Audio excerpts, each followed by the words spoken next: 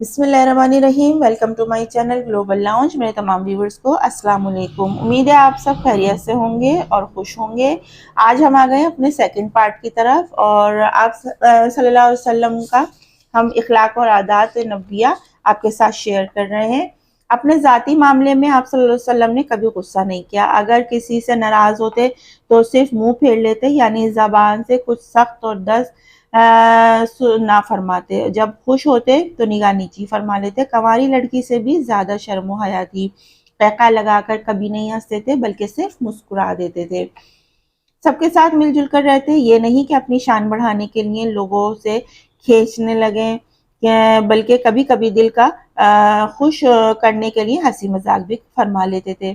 اس میں بھی وہی بات فرماتے جو سچی ہوتی۔ نفلیں اس قدر پڑھتے کہ کھڑے کھڑے دونوں پاؤں سوج جاتے۔ جب قرآن پاک پڑھتے تو سنتے تو اللہ تعالیٰ کے خوف اور محبت سے روتے۔ مزاج میں اس قدر عاجزی تھی کہ اپنی امت کو حکم فرمایا کہ بڑھا چڑھا کر میری تعریف مت کرو۔ بیمار کی عیادت کرتے، چاہے وہ امیر ہو یا غریب۔ کسی کا انتقال ہو جاتا تو آپ صلی اللہ علیہ وسلم اس کی نماز جنازہ کے لیے تشریف لے جاتے۔ کوئی غلام بھی دعوت دیتا تو قبول فرما لیتے۔ اور بد مزہ اگر کوئی جو کی روٹی ہو اور بد مزہ چربی کی دعوت دیتا کرتا تو آپ صلی اللہ علیہ وسلم اس سے بھی انکار نہ فرماتے، بلکہ زبان سے کوئی بے فائدہ بات نہ نکلتی۔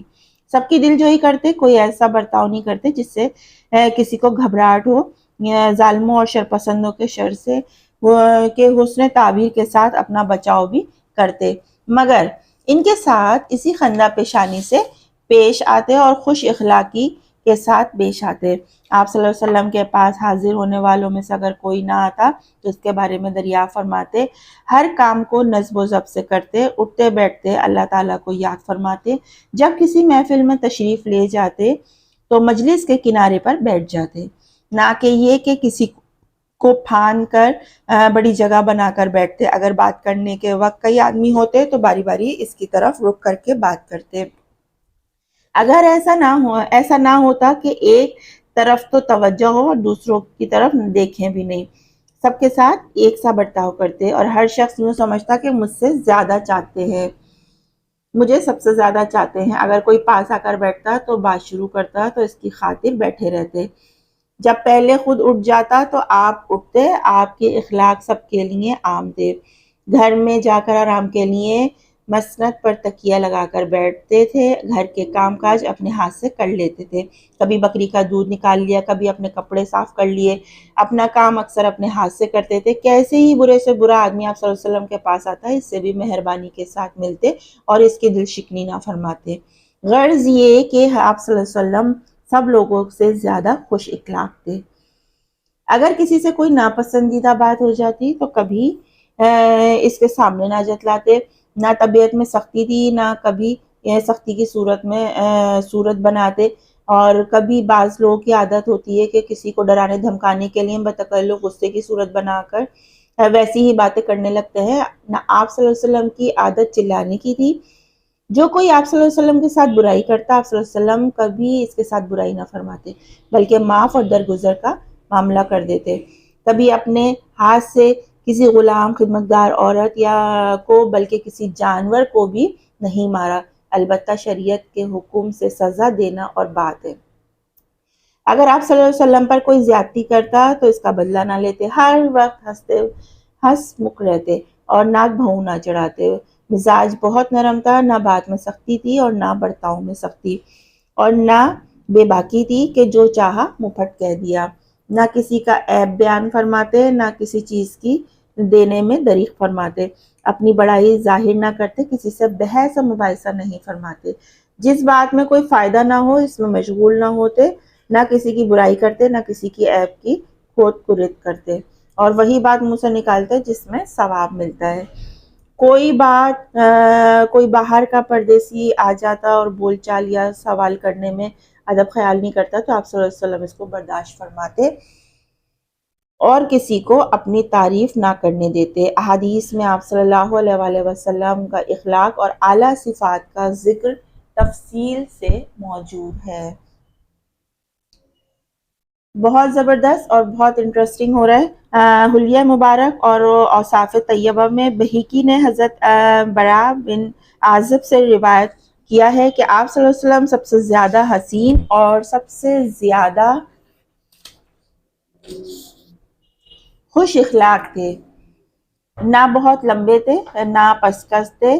ابن سعد نے اسماعیل بن عیاش سے روایت کی کہ آپ صلی اللہ علیہ وسلم لوگوں کو تکلیف دینے پر سب سے زیادہ صبر فرماتے۔ ترمذی نے ہند بن ابی حالہ رضی اللہ تعالیٰ عنہ سے ایک طویل حدیث روایت کی ہے جس میں ہے کہ آپ صلی اللہ علیہ وسلم چلتے وقت قوت سے پاؤں اٹھاتے اور قدم اس طرح رکھتے کہ گویا آگے کو جھک جاتے، اس طرح تواضع کے ساتھ قدم بڑھا کر چلتے کہ گویا کسی بلندی سے پستی میں اتر رہے ہوں۔ جب کسی چیز کی طرف دیکھتے تو پورا رخ پھیر کر اس کی طرف دیکھتے، نگاہ نیچی رکھتے۔ آپ صلی اللہ علیہ وسلم کی نظر بنسبت آسمان کے زمین کی طرف بہت زیادہ رہتی تھی، اور آپ صلی اللہ علیہ وسلم صحابہ اکرام رضی اللہ عنہ کے پیچھے چلا کرتے تھے۔